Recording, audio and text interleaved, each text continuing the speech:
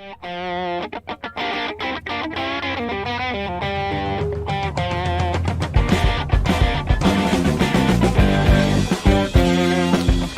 everybody, welcome to TraderMerlin Show. It is your Monday edition, an exciting Monday for you bulls out there. Of course, he's all magically healed. Our president seems to be back in office, and of course the market's loving that, and we are off to the races yet again with some really nice upside numbers for today, which of course we'll walk through all of that. Hello Richard and Raj, Gary, Tom, Big Eb, Thomasina as well. Good to have you, Jeff. I got your question. I'll probably be answering that one on today's show. And Richard says, Merlin, can you give us the link for tomorrow's special session with Bob Dunn and Company? I was going to say, way to steal my thunder, Richard. I was going to save that for the end of the show, but you know what? Since you asked for it, I will give you that link right here. And there you go. There you have it. So it's in the chat, and I'll also be showing you that page here in just a little bit. Today's topic, actually was going to have Jeffrey Hirsch in the program, but he got slammed with a bunch of stuff, not going to make it. Jeffrey will be back on next week on Tuesday, talking about all kinds of stuff. We have a wide range of topics, but pretty excited to get him on the program. So there you go. Let's see. Let's start off with what today was going to be about, which of course is going to be a Q&A day. I've got a bunch of them lined up, and I'm also going to encourage you guys to send in your questions to make it a full show for today. If you have some, I already saw Raj, you want to know about CMI and Intel. I'll check those out as well, no problem. I'm going to start real quick with what happened out there today. Of course, the major news is that Trump did not die from COVID and that he's going to be okay. So that, there was all of a sudden that fear the tail end of last week. Economic data-wise, there really wasn't much today to speak of. You can see here in the little red box, you had final services PMI as well as ISM services PMI for the U.S. Both of those numbers either in line with expectations or better. Now, the only real major announcement happening here later on tonight is going to be this rate statement from Australia, so you guys might want to keep an eye on that. That'll be later on this evening in a few hours. If you're trading anything with the Aussie dollar, that could be a wild mover, but you still got some time for that, so be careful with the rate announcement from Australia. The Reserve Bank of Australia. I used to always call it the Royal Bank of Australia. Now, let's run through the top markets here just real quick to see the extent of that rally. I'm going to start off with the worst performer here, which is going to be gold. Gold, it found a footing. Again, I thought we would dip down a bit further, getting close to maybe 1825. We've been slowly tracking back up, and it looks pretty good because those green candles that you see here on this right-hand side of the chart have been bigger than the red. That's a sign of optimism, and we've been closing to the highs for most of those sessions. So good news for anybody holding gold. Of course, as you get to this 1950 to 1975 mark, you might have a little bit of a challenge with that big drop-off we had below 1950. So I'd be targeting this kind of area of supply right around 1950 to maybe lock in some profits if you're long right now. S&P 500, I'm glad I sold those puts. Sold puts last week on SP or on IWM, and now this market rally is great. Basically, I just get to sit there and get paid for my options to expire worthless. I'm loving it. 1.59% gain for the S&P today. As you'll notice, there were some little tiny highs back in the 16th of September, which we are coming right up into as we speak. If we can get above this little area here, and let's see if I can, I'm going to disable volume just so I have a bigger chart for you guys out at home. If we can get above this area of kind of sideways action or peak that we saw in the 16th, which is right here, right around 34.19, you notice you don't have much to stop it to get back to those all-time highs. So it could be a pretty good sign if we can get above that 3,400 mark and stay there on the futures. Right now we're at 33.92 on the ES futures. NASDAQ 100 doing better than the S&P, up 2.1%, but of course coming off of Friday's sell-off, we still are lower than we were last week, but it's early. Just starting things off, yes. I've been selling puts for a while, Big Ev. I'm just not too overly talkative on my portfolio and what I do. But yes, I've been selling puts and been doing that for months now. Different accounts get different things. So the longer term stuff that's sitting in cash, I don't want to sit just in cash. I want to be generating some income. So I'll be selling options. Usually I'm shooting for 30 days or less on those options, collecting between 1% and 2% premiums per month. All right, so there's NASDAQ 2.1% gain. Technically, it's the same thing as gold. If we can get above these highs we achieved last week at 11,600, then all of a sudden it looks like a straight shot to the all-time highs. Of course, that 12,000 mark will play a part in it if we can see some upside moves here. Bitcoin, another nice rally, although it's still kind of in this consolidation pattern we talked about last week. I mentioned the formation, kind of a pennant formation where you have lower highs and higher lows. That's been the case for pretty much the month of September. Well, today was a good one, up 2.46%, finishing the day 10,810 for Bitcoin. All right, now Russell 2000 RTY, which is what I am selling the put options on. It's great. I really doubt we're going to see my expiration or strike price get hit by expiration. 2.69%. You've really had 5 just beautiful days, actually maybe 6 beautiful days in a row here with the Russell 2000. Right now you're sitting at 1575. Now, this is a little bit different than the other markets we've been looking at, because all the other ones, if we can get above these highs, well, then it's off to the races and potentially even all-time highs yet again. With the Russell, it's different. You notice we've kind of formed this double top formation, right? We hit it the second time and sold right off from it. Now we're coming back up to that line again, and it does beg the question, is this the part that breaks it to the upside? Is this big picture that you see on your screen just an ascending triangle that's been going on since March? Well, we won't really know that until after the fact. Bottom line is, as we get to the 1600 mark on the Russell, I expect there to be some selling in this one. After that, if we can get above 1600, you'll notice those all-time highs aren't that far away. Well, another 100 points or so. Your all-time high for the Russell 2000, at least on this chart, even though it's not adjusted right, is going to be right around 1700. So that 1600 mark gets broken. Logical spot's going to be that 1700, even though there really isn't any major supply levels here. There is a gap to be noteworthy of right around 1667. All right, number one performer on the day, crude oil. As Joseph says out there, had some good trades in crude oil. Good. It was a spot where we talked about it last week, and we said, look, we're sitting right at these lows that we established back in early September, right? We bounced off those. We actually closed right on them on Friday, right around 36.41. Today, great rally out of it. So this is, again, that nice little demand zone it's not the greatest demand zone, I'll give you that, but it still is an area that's worth taking a shot. And I point this out a lot, guys, as we go through the analysis.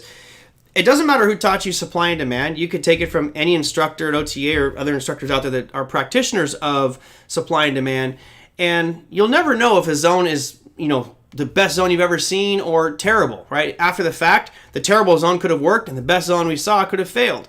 It's about taking those chances. And Joseph, you probably were, I'm hoping you were looking at that as thinking, I'm at a demand zone, we close there, should see a little bit of a bounce from this point. If you were wrong, you simply put your stop loss down below 36.41 on that chart, and you should be fine. But it's all about risk management and discipline, which, by the way, if you are just joining us, we're going to have a great webinar tomorrow. Not on behalf of me. This will be Online Trading Academy is going to be doing this webinar here with Bob Dunn and Bill Henner. I'll kind of be moderating it. Is the war stories from the floor, and these guys have just some incredible stories from the floor. It's stuff that's just jaw-dropping to me, and I hope you guys will enjoy that one. That'll be tomorrow. It says live in 25 hours, so it'll be at 4 p.m.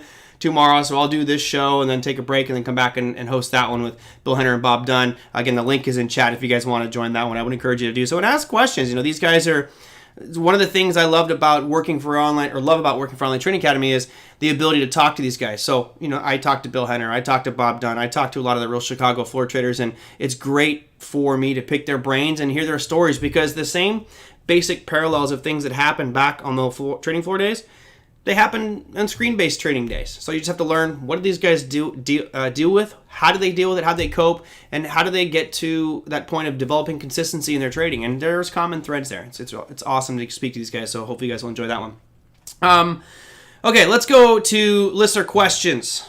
And I know we've got a bunch. Let me see if I can rip through these. There's your economic calendar. The first one is this. And Scott sent one in over the weekend. Says, why do you harp on Robinhood so much? It's free and it works for me. Great. I'm happy it works for you. Part of me as a trader, you have to understand the tools and vehicles that you're using. And if you want to think of, let's see, how do I say this? Well, I guess I'm not under any company umbrella. This is just mine, so I guess I can say whatever I want, really, which is great. Let's look at alcohol as a comparison to trading platforms. So when you're in college, right, you don't have much money, you're kind of broke. Actually, let me read the second question, because this ties through, and I'm going to keep that thread. So the second question here from Scott said, why do you harp on Robinhood? It's free and it works for me. And then Kenny says, for someone who just started out, what platform is the best? Now, I already did a little bit on platforms a couple weeks back, but let me go back to my example here. Yes, Okuna, this is going to be 4 p.m. Pacific time. If you go back to the alcohol example and you take just hike back to your college days. You probably were staying at a dorm or an apartment. You didn't have much money, and sure, when you partied, you want to get drunk. And of course, you're looking to get drunk. You're not drinking, double IPAs or Belgian style wheat ales. You're drinking Natty Light, right? You're basically drinking piss in a can in college just because it has some alcohol on it. To me, Keystone Light or Natural Light were the cheapest garbage beer that you could drink that would get you drunk. That's Robinhood. It achieves a purpose, but at a substantial cost. It tastes like ass. It's going to leave you with a wicked hangover. Best thing you can get from Natty Light is recycle the cans and make some money off it. That's pretty much it. So you say the platform is free. There are costs associated with that. Joseph says Colt 45. That was a pretty good one. It used to be St. Ides and all the rappers doing the rapper commercials. But bottom line is, as you get older, you realize that there is a taste to it. You want to find something that fits your personality. Maybe you are a sour guy or a wheat girl, whatever. Oh, I like Lucky Lager. At least Lucky Lager, you had some fun with the tops, right? Like there were games or riddles in the top, right? If I remember correctly with Lucky Lager, I like that one as well. Okay. And this is where Kevin just sent this one in right now. He said, Robinhood does sell your orders, not direct access. Exactly. So for Scott, who says it works for you, that's great. My attitude is this. If something works for you, then forget what other people say about it. But you should know the cost to you. If Robinhood is working for you and you're doing well, you can do even better on a platform that gives you something like direct access. Now, let me show you what I mean here. So you have to understand, as Kevin points out, Robinhood's selling order flow. What does that mean? I took a screenshot of GLD just a little bit ago, right? And here's where you got to put on a little educator hat here and understand what bid and ask and buying and selling mean. So when you buy something, right? Let's say you go down to your local car dealership and you say, I'd like to buy this brand new Tesla. Here's your price that you can buy it at. Yeah, you can probably negotiate depending on the dealer, but that's the sticker price. The sticker price in the stock market is what is called the ask price, ASK. That's basically what everybody is out there selling those shares for, and the best price that someone is willing to sell, the lowest price someone is willing to sell, is called the ask price. If you're a Robinhood trader and you buy at market, you will always pay the ask price, meaning you are always going to pay retail prices because Robinhood is not in the business of execution. They'll sell your order flow to somebody else, and they're capitalizing on it. And you're probably thinking, well, who cares? It doesn't make a difference. Well, look at on this gold example here. If you look at this spec sheet here, and it's just some basic summary of GLD, you'll notice I'm going to highlight in red here the bid and ask. Remember that ask price is the price that you could buy it at right now. And it's kind of cool because it tells you right now there's 1,000 shares available for you to buy at $179.52. Now, the line above it is one of the more important ones that most people don't know. It's called the bid. All right. Now, the bid price is, think about buying wholesale. Essentially, if you have the right tools, you could go out there and you could bid to buy this ETF, GLD, at $179.48, and you could wait to buy it and maybe get it 4 cents cheaper per share. I know it doesn't seem like a lot saying 4 cents, but if you have 1,000 shares, well, that's $40. If on a lot of securities, it's actually much wider than that. So the ability to negotiate is something that if you use Robinhood, it's out the window. You can't negotiate. So let me show you a better example that I crafted up here just for today. These are those exact two numbers I just pulled off GLD. I'll talk about order routing and why it's so critical to understand your platform. Oh, Gary, Milwaukee's best. You're really dating yourself there, buddy. Oh, goodness gracious. Is that an oxymoron, Milwaukee's best? Oh, goodness. Here's our bid and ask prices. So if you want to buy it instantly, you could pay $179.52. A lot of people believe, oh, you could buy instantly at $179.48. No, you cannot. That $179.48 is literally somebody like myself or Gino or Kevin or Big Eb who's standing out there with their hands basically to the market saying, I would love to buy this stock at $179.48, and here's how many shares I want to buy. If you sell it to me, I'll pay that price. So you have the difference here is basically wholesale is the bid price, retail is your ask price. You Robinhood traders, you will always pay this price. Now, if we scroll down a little bit, usually this is what's called level 2, where you can see on the bid side, whoever wants to pay the most goes to the top. That's called the best bid, inside bid. And you see it's right below that, there's a $179.45, 41, 38. It just price keeps dropping as you get further away from the bid, the top of the bid column. On the ask side, it's the same thing. Whoever wants to sell it for the lowest price goes to the top of the list. So you can see the next person here is at 55 cents, 59, 63, and it keeps increasing. And this is what's called the best bid and offer. Like if you're looking at the screen right now, the NBBO, what they'll call it, the National Best Bid and Offer, is 179.48 by 179.52. Anybody who sends a retail buy order, market buy order, is paying 179.52. If there's enough shares, they may actually pay higher. So for Scott, I would ask you this question. If you put a limit order to buy at 179.48, what's going to happen? It's a trick question for everybody that's watching this right now, right?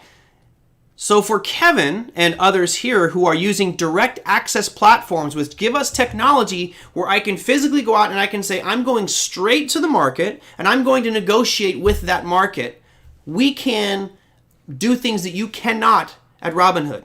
If a Robinhood trader puts in this order at 179.48, he does not show up on this bid column and wait for people to sell it to him. The way their system works is until the price on the ask becomes 179.48, your order is just going to sit there. You're going to wait and wait and wait until there is a seller out there at the retail price of 179.48, if that makes sense. So you think you guys understand that? Because if I send an order out right now using TradeStation or some of these other direct access platforms, and I do it for 179.48, I am physically going to show up on the screen in level 2. I will be waiting for somebody to sell it to me at 179.48, and I may get it long before a Robinhood trader, because I am cutting the spread of 4 cents here.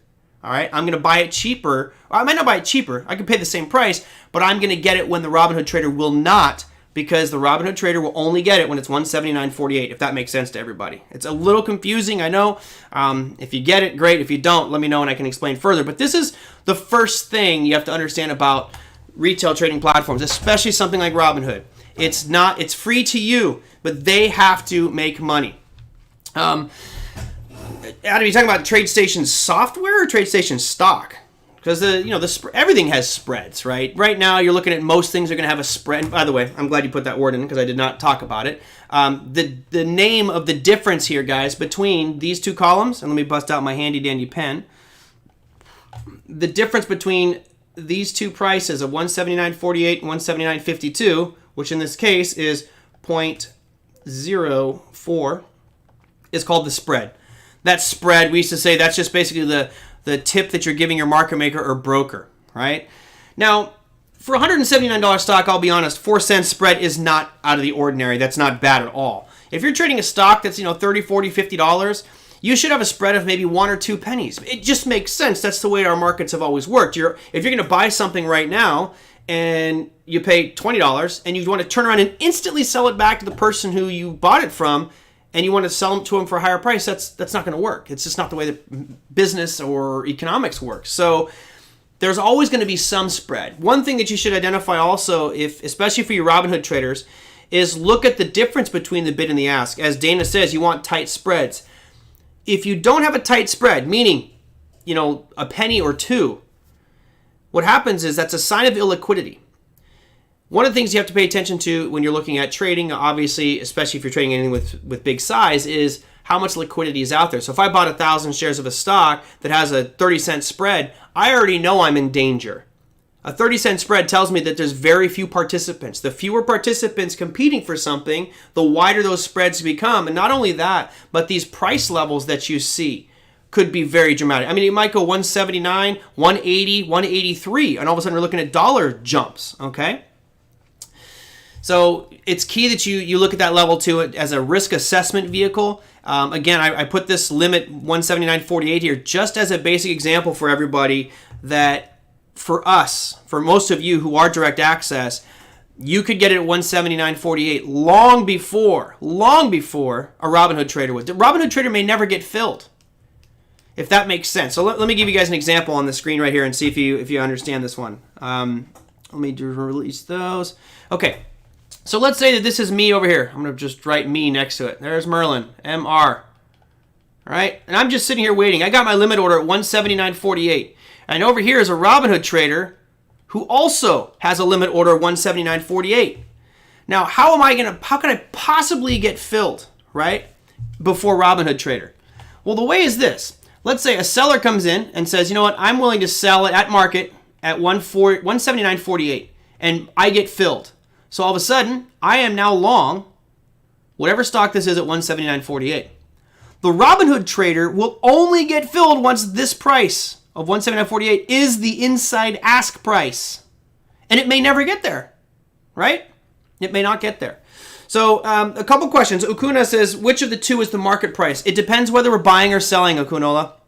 If you're buying, okay, let me clear this out. And that it's critical, you got to know, because if you're buying, the market price is going to be this. If you're buying, you're always going to be paying 179.52 in this example, right? You're always going to pay the ask price. Adam is correct. However, if you're selling and you do a market, then the market price would be 179.48. And you just remember, going back to my basic comments about economics, if you're looking at selling something, right, you're not going to be able to sell it at a lower price and then buy it back cheaper. So you'd be selling it here. If you're a seller, that's your market price. I'll just put sell. Oh, it's so difficult with a mouse. Sell MKT. All right, there's your sell market, and this is going to be buy market. There you go. That's basically it. And that's what Robinhood traders are subjected to. They're constantly giving up that spread.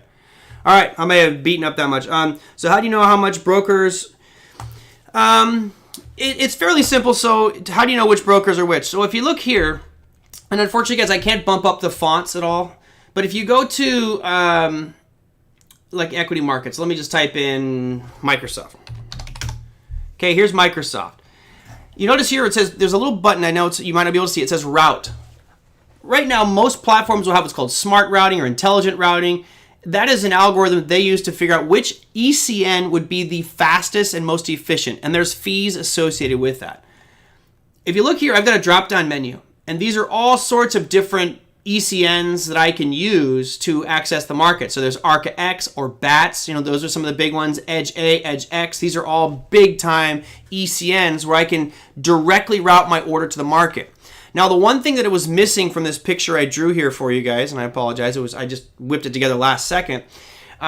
The other pieces that you would get here of information with regards to that level 2, which is what this is. It's basically, I drew a level 2 for you to show market depth. Is there'd be another column here, right? Oops. And it would have shares. Oh my goodness, my penmanship. There's shares. All right, so you might see somebody at the top here. Let's say he's got 1,000 shares, and the guy below him there's only 500 shares. So it gives you an idea of how much you should be trading. The next column over would actually show you, it's called an MMID, Market Maker ID. I actually think they changed it now to MPID, which is Market Participant ID, because it might be an ECN. Okay, and that would show you ARCA X, Edge X, Edge A, the different ECNs, or the market maker. That's how you would know if your platform has it. So if your platform has these types of a drop-down menu where you can select different order routes, you have direct access. So if you're using a retail brokerage firm, and it's, Adam says Intelligent is best on TradeStation. Yes, I would say Intelligent's probably best. You could self-direct it through routes that you want, but honestly, it's a bit time-consuming, and it's not as important as it was back in the day. So Joseph, that's how you would know. It kind of breaks down to 3 categories, and I think this goes to the question that was posed from, I think it was Scott, who said, let me go back to Scott. Kenny. Kenny says, for someone who's just starting out, what is the best platform? There isn't really a best platform. And, look, if you've got $500 or $1,000 or something like that, maybe Robinhood is the way to go. But again, it's like getting your can of Natty Light or your Old Milwaukee. At least Lucky Lager, you get a nice cap. So I personally would say if you are starting out and you're trading equities, don't waste your time with Robinhood. Don't waste your time.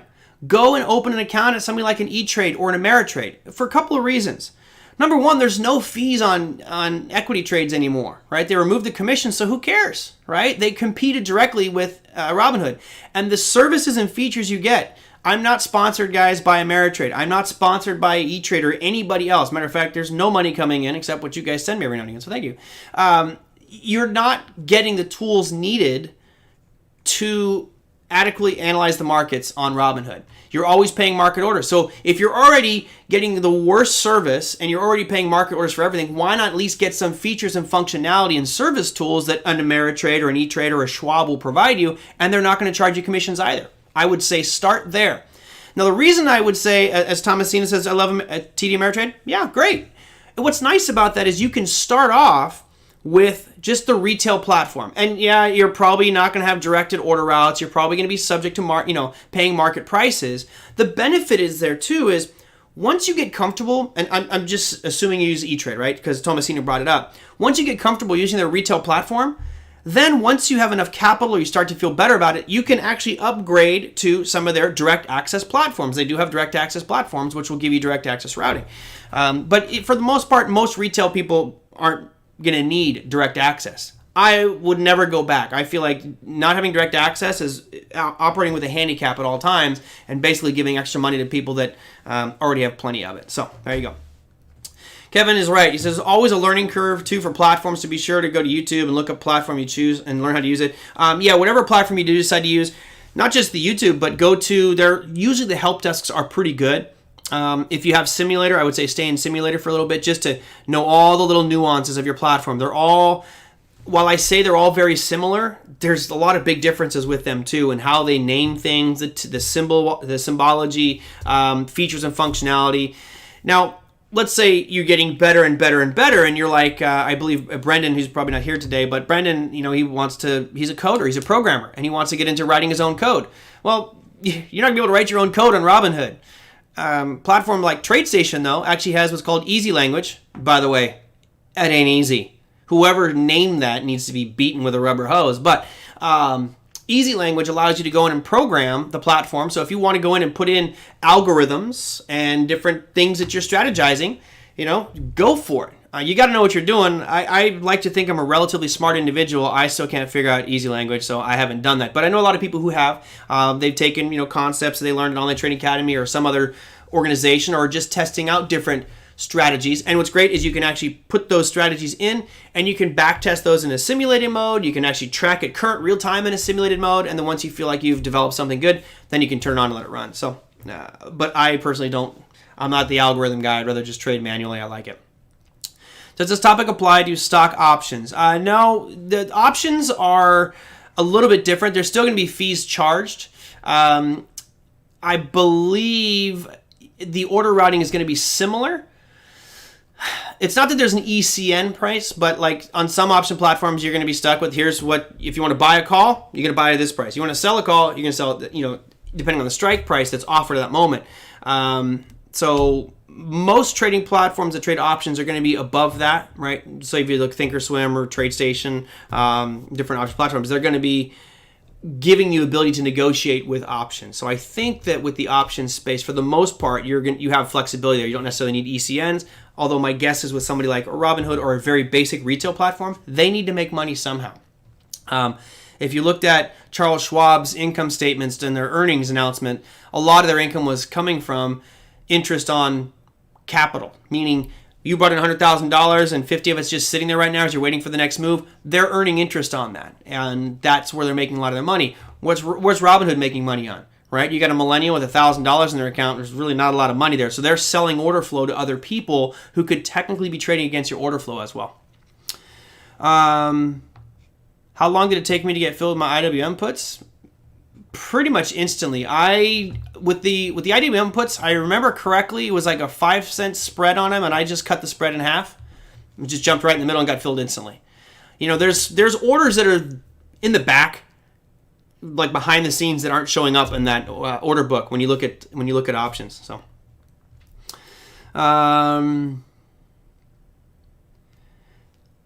Adam, and again, you guys know me, I'm the biggest skeptic out there. I don't believe this crap at all, but it could happen. I've chatted with a guy on Twitch stream who created his own stock algo, makes profits every day without touching a button, doesn't sell it or anything, so I respect him as well.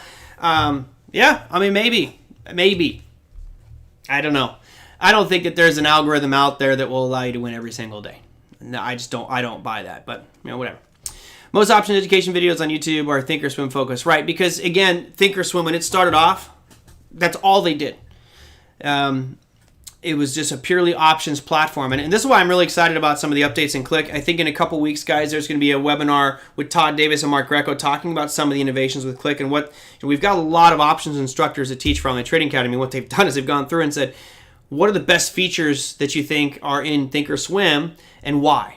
And then what are the features you think are a waste of people's time and why? So you may come up with these two lists, you compile them both, and then ultimately you can do is take all the fluff out that aren't valuable or nobody really uses or not needed, and you can focus on now all the good pieces and how do we make those better, which is what they've been doing with Click. So I'm pretty excited from that front. I have a couple option trader friends who are way more into options than me, and a lot of them are ecstatic about it. All right, so Kenny, as far as starting out a new platform, go with one of the big name retailers. You heard it. I think Tom says, or was it Tom? Someone said there they've got great customer service. Tom says Fidelity, a great phone service. I shy away from Fidelity just because I had this little vindictiveness for how long they raked the 401k industry over the coals with all the fees for their Fidelity funds. So I just in my brain I'm like, nope, Fidelity's out. Not going to go there. But you know, Charles Schwab is great with regards to fees. I don't really deal with customer service because I just don't have issues. I've been doing this a long time. I think a TD Ameritrade or even an E-Trade are a great way to get started. But either one of those three, the challenge I think you'll face, Kenny, and others once you get that next level. So you start off basic, then you get to that kind of mid-tier platform, which is it has more functionality but still not direct access. Once you go direct access, sometimes those platforms can be really overwhelming. You'll notice that with things like TradeStation or StreetSmart Pro. Even Thinkorswim can be a little bit overwhelming for some people. All right, one sec. Let me see if I can catch up on some of these. Could you possibly reference my Okay, I didn't see the question earlier, Adam, but he says, could you possibly reference my question about the difference in what you see on level 2 versus the matrix? You see the same thing. You see the exact same thing. It's just organized differently, right? It's just how they organize the data. So, how much time I got? I want to make sure I get to all my viewer questions that sent them in, but you sent that in, so let me see if I can bring it up here for you. One sec, guys. See if I can bring up a level 2. Even though markets are, you know what? I don't pay for level 2 data, so you're not going to see. Here's the matrix, and maybe I'll just bump it over to a futures contract and see what we got there. So let's go to ES. Hello. ES. Why are you not linking up here? Symbol. All right, I'll put that over there. ESZ20. Okay, so there's your S&P. Here's your matrix for it. All right. And again, I can't really bump the fonts up, guys, so it's going to be challenging for you guys to see it. There's matrix, and that's market depth, which is what is essentially level 2. And you notice I got them side by side, right? Let me see if I can pop this up here, make it a little bit bigger for you. Just, I know it's going to be really hard for you guys to read. So level 2, basically it's showing you the identical information. I'll try to make this 18, I'll make it bold. Okay. Okay. So it's a little different with futures, but you guys can see right here, at this price, there is a size of 5 contracts, and it tells you the spread. It's harder to read, actually, with this one. I'm used to level 2 for equity markets, but this vertical one, I think if you trade futures, the matrix, the dome, the ladder is what they call this one on the right-hand side. This is what you should be using anyway, because it basically shows you all the buyers lining up here, right? And whoever wants to pay the most is the very top at $33.92 and a quarter. Let's see if I can pop this up. Does it let me do fonts? It does. I'll make those bold. So here's your matrix, ladder, dome, okay? This is my account showing, I know, whatever. It is what it is. Someone decides to steal my account. Good luck with them. I can't really get rid of that anyway. I guess I could just show the little status bar out there. Do that. Okay, so this is basically your bid is over here, where you see my cursor moving. These are all people lining up to buy. And right now there's 5 contracts that someone's willing to buy at $33.92 and a quarter. You notice at $33.92.75, so basically 2 ticks higher, you have 8 contracts for sale. These are all sellers in red. So it just shows you where that selling and buying is occurring. Right now it looks like you've got a bit more selling pressure lined up just by the number of people, the quantity. You can also use these volume bars that shows you the number of transactions that have happened over the course of a day, or I believe it's over the course of the day in that one. So when I'm trading futures, I prefer to use the matrix or dome or ladder, what is it called depending on different platforms. With equities, I still prefer using the level 2. But it basically shows you the size, the buyers and sellers lined up, how many shares. It's all the same information, but the matrix is just easier. It's much more visual and user-friendly. All right, so that's the answer to that one. John says, also, if you use serious programming capability, E-Trade allows direct API. Oh, that's cool. Yeah, you're right, John. I do believe that most will allow you to, but I think you have to jump through a few hoops, okay? No. Don't cancel my... Yeah, don't do that. They would ask you for all kinds of weird information, and you're not going to get it. So don't even mess with me, Joseph. But John, yeah, you can on a lot of these platforms program if you are a programmer, but I think you have to jump through a lot of hoops to get that. Oh, no futures of Fidelity? Bye Fidelity. Done. What else do I got? Abby says, one major feature is whether the platform offers web-based features, access from anywhere, or is it standalone? Yeah, that's also another good point. And again, we talked about that on the platform one I did a couple weeks ago. We are now such a phone-based environment. It's critical to me that my platform or the platforms I use have an app in place. And just about every platform I use does have an app, and there's a reason for that. I haven't done a lot of traveling recently because of personal issues and with COVID, obviously. But I'm back on that horse, and I'm going to be traveling a bunch here soon, which means you guys are going to be aware when I have some days off. But when I'm traveling through Southeast Asia, I need access to my accounts, right? And generally, obviously, I'm not going to be doing short-term day trading while I'm there, but I will be allocating, I will be selling some options, I will be doing more position trades, and I want to make sure I have access to all my accounts. So web-based platforms to me, as well as app-based platforms, critical. For many of you, when we had the discussion of downloading software or using web-based platforms, historically, and I'll say this going back the last 20 years, it's way better to download an application to your computer because you usually get much more features, much more functionality.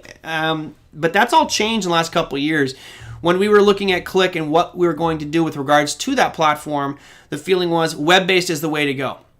Right? Web-based is the way to go because it's stored in the cloud. So your settings, if I use my phone and I'm using the web-based app and I'm drawing lines in my chart and I got, I'm going through Trade Builder and I've got a trade all mapped out and everything, and I put that down and I go back to an internet cafe in Thailand, I log in, I can now see all the changes, lines, and setups that were saved. So that to me is one of the major features of web-based. I think that's kind of the future of it as we have more internet access and stability around the world. Plus, it's a lot lighter on your devices. You don't have to download any applications. So I agree 100% with you, Abby. How you're going to use it is critical as well. I do like having, I have a multi-screen setup at home, so to me it's really kind of important to have more real estate. It helps me do analysis faster, but web-based is great, especially if we travel around. Do I come to Florida? Not really. Every now and again, I like Florida. Here's the reason I don't come to Florida, because Brandon Wendell lives there, and Florida just doesn't have space for our two egos in one state, so, no, I'm kidding. Brandon's a good friend of mine. I might actually go down to visit him at some point in the near future, but Florida's not on the list right now, unless I decide to go on a cruise here soon. Gino says, I set all my orders off of the matrix, don't even remember how to use the order bar. And that's great, especially when you can attach orders. So one of the cool things about Matrix, especially in TradeStation, is you can already set a bracket order, right? Now, this is really good if you trade the same instruments. For example, if I go to, let's say, crude oil, my stop losses, my tick stops are going to be different than they are if I'm trading, let's say, Dow futures or NASDAQ futures. If you're trading the same thing all the time, it's fantastic to use the Matrix because you can click a button and it'll automatically attach a bracket order, a stop loss and a price target automatically for your order, and you can simply drag and drop in the Matrix to adjust that order. I think that's a phenomenal tool. It makes it really, really easy and saves you a lot of time. Equities are challenging, right? Because I have to go through a process. I need to find out which ticker symbol. I got to make sure I have the right share size in there. I got to make sure I have the right order type, limit, market, conditional order. Then I need to find out my time of day or time in force. Is it a day order, a day plus, a GTC? There's a lot of variables there where once you trade one instrument, like S&P futures, I can set those defaults and all of a sudden click, automatically have stop loss and targets on there. That's a great feature for people who don't like to go all the way back and forth every time on changing settings. Because if I trade 100 shares of Apple and I trade 100 shares of Microsoft, they're going to be two totally different setups, right? Stop loss is going to be different, target's going to be different, etc. My best friend lives in Illinois. Yeah, that's it. And that's why, Gino, right? Gino, I currently just trade futures. Yeah, there you go, right? So you've made it very simple on yourself, but if you're trading other asset classes, now all of a sudden it's a can of worms. All right, let me go through here. I want to make sure I get to some questions, and all of a sudden I'm eating up the clock. Holy cow, it's that late already? Okay, I want to get to this one. There's two here. What is your buy point on DraftKings? And then what are your thoughts on the new IPO of Hyliion? Okay. I'm going to start with the Hyliion one, HYLN. You got to be careful with this stuff, guys. This, to me, is another really dangerous company. This is a buy the rumor, sell the news type of thing. And, gee, imagine that. They're doing trucks. They're doing, electric vehicles. Let me type it in. Hyliion, right? Hyliion. It's the Class 8 tractor trailer. And here's your picture of it, guys. Boom. Harness the power. We haven't even built anything yet, but we just did an IPO. This guy started this company in 2015. College kid, young kid. Now, honestly, I think we would all agree that the future at some point needs to look like this. Some big, just a giant battery with 18 wheels on it, hauling stuff around the country would be pretty amazing. Now, am I going to jump all over this IPO, initial public offering? They rang the bell on the New York Stock Exchange today. Let me show you the last time this happened, and a company that you guys might remember. It's called NKLA. And yeah, you guys see what's happening here? Boom. I mean, we were up well over $90, and now we're at 23. Tons of issues, and this one's got a ton of backing. Huge backing on this guy, right? You got big players in here. You got General Motors in there. You got other technology companies backing them as well. So let's look at Hyliion, HYLN. And first thing you should be thinking of is, well, wait a minute. Isn't this an IPO? Initial public offering? This is not an IPO. This is the new normal. This is a SPAC, a special purpose acquisition company, which is basically back-ending without going through all the regulatory loopholes of doing an IPO, because that's costly and much more scrutinizing. They buy an existing company, which is, I don't know, some other name. And you can see this company's been around for a long time. Right back in 2019, it was trading at, $9. And it was basically flatlined for a long time. Now it's IPO'd today. Stay away from it. I don't know. I don't see, Eric asked, what's my thoughts on it?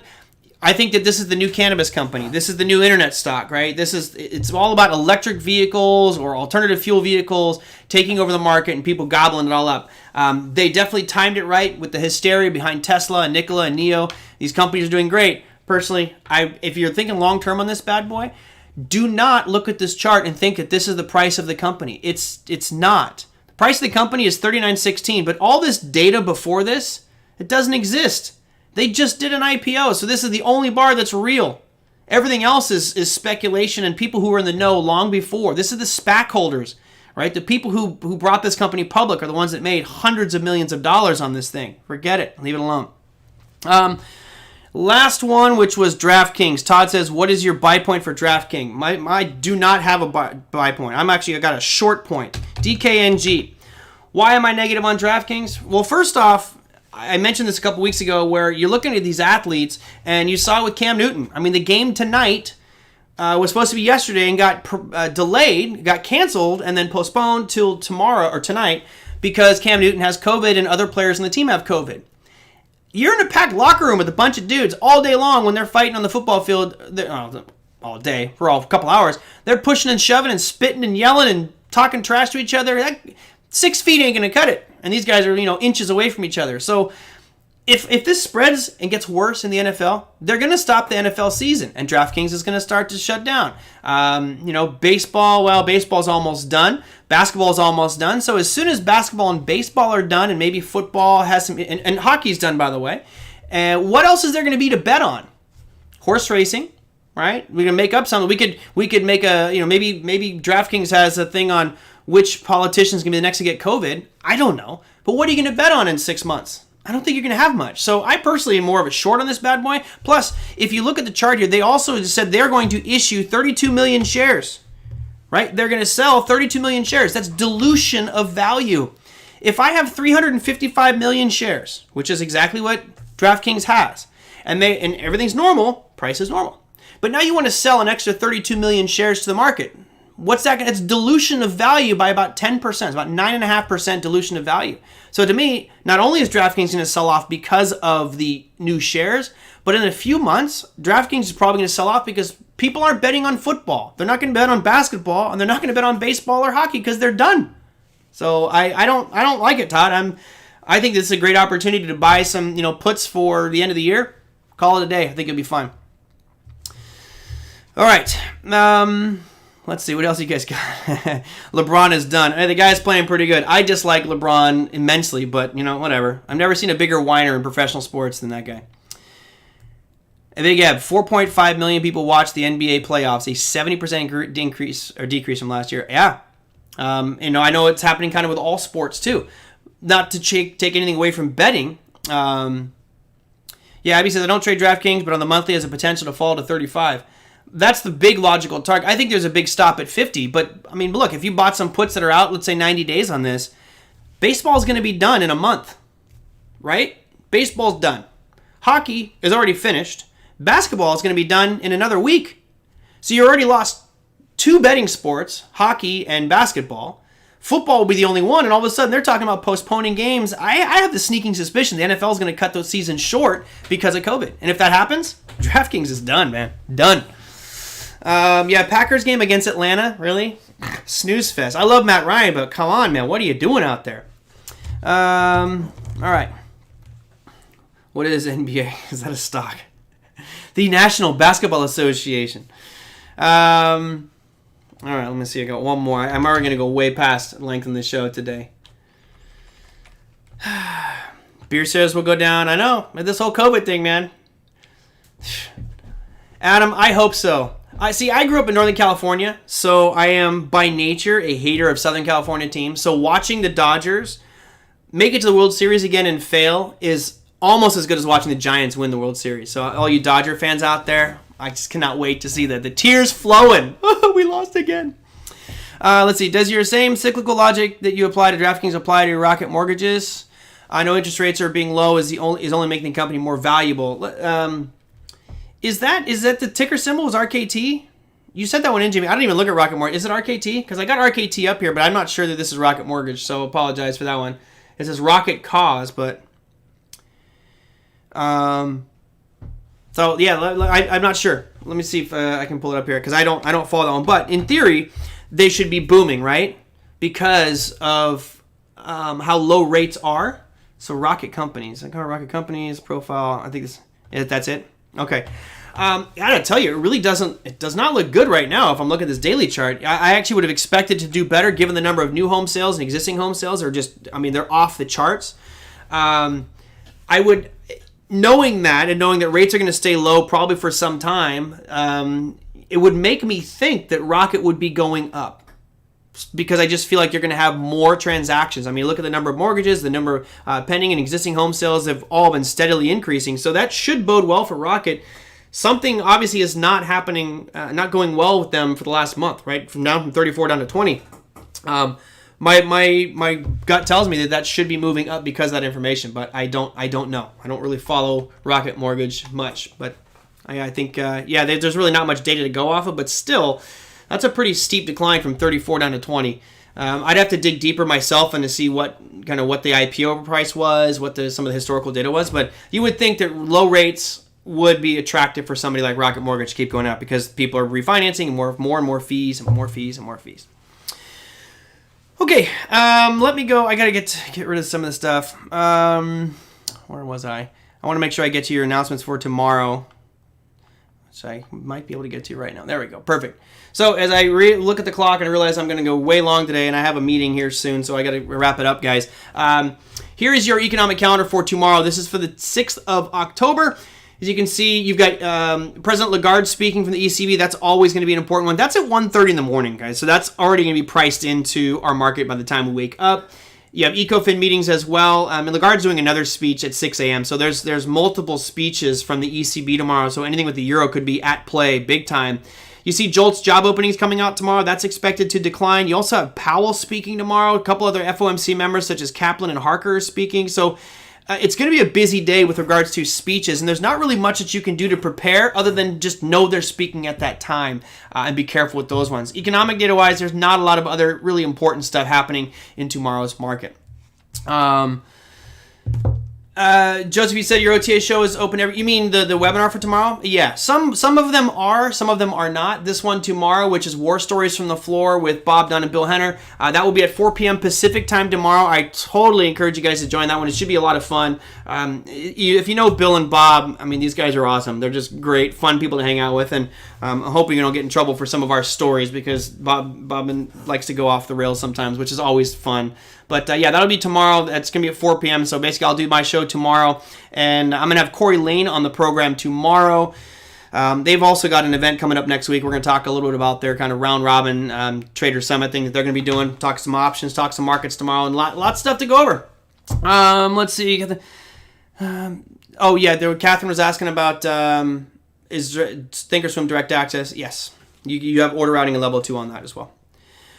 Okay, cool. Guys, that's going to do it for me for today. This was kind of a last-minute thing because Jeffrey couldn't make it, but hopefully we'll have Jeffrey Hirsch on the program next Tuesday. We have Corey Lane on tomorrow talking options, and I do have guests scheduled the rest. I actually have some really good guests scheduled the rest of the week, especially talking about Ethereum and cryptocurrencies. I believe that's going to be on Thursday. That should be a fun show for most people who might not know Ethereum. We'll get the whole history of it, talk about their massive hack and other things out there with Ethereum, and our guest on the show. All right, that's going to do it for me for today, everybody. If you like the show, give me a thumbs up. If you don't like the show or you have issues with something, then do me a favor. Go to TraderMerlin.com. You can hit contact there, and you can send me messages and let me know things that you dislike, things you did like. Always trying to make the show better and bring on different guests so you guys have some fun and learn something along the way.